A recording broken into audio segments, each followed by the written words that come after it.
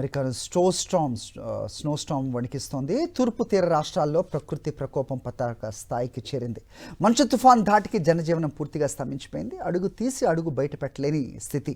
వేలాది విమానాలు రద్దయ్యాయి. లక్షలాది ఇళ్లు చీకటిమయంగా మారాయి. అసలు అమెరికాలో ఏం జరుగుతోంది?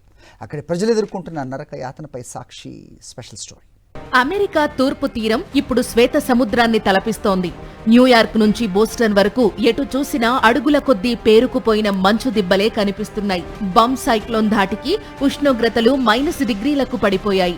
వీస్తున్న బలమైన ఈదురుగాలులు ప్రజల వెన్నులో వణుకు పుట్టిస్తున్నాయి. మంచు ధాటికి రవాణా వ్యవస్థ పూర్తిగా కుప్పకూలింది. దాదాపు 5,000కు పైగా విమాన సర్వీసులు రద్దు కావడంతో వేలాది మంది ప్రయాణికులు ఎయిర్పోర్టుల్లోనే కాలం వెళ్లదీస్తున్నారు. రోడ్లపై మంచు పేరుకుపోవడంతో వాహనాల రాకపోకలు నిలిచిపోయాయి. అత్యవసరమైతే తప్ప ఎవరూ బయటకు రావద్దంటూ ప్రభుత్వం హెచ్చరికలు జారీ చేసింది. మరోవైపు విద్యుత్ సరఫరా నిలిచిపోవడంతో లక్షలాది మంది ప్రజలు అంధకారంలో మగ్గిపోతున్నారు.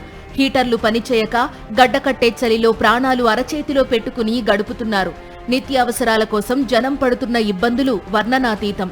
పాలు, బ్రెడ్ వంటి కనీస అవసరాల కోసం గంటల తరబడి వేచి చూడాల్సిన పరిస్థితి ఏర్పడింది. ప్రస్తుతానికి 10 రాష్ట్రాల్లో అత్యవసర పరిస్థితి కొనసాగుతోంది.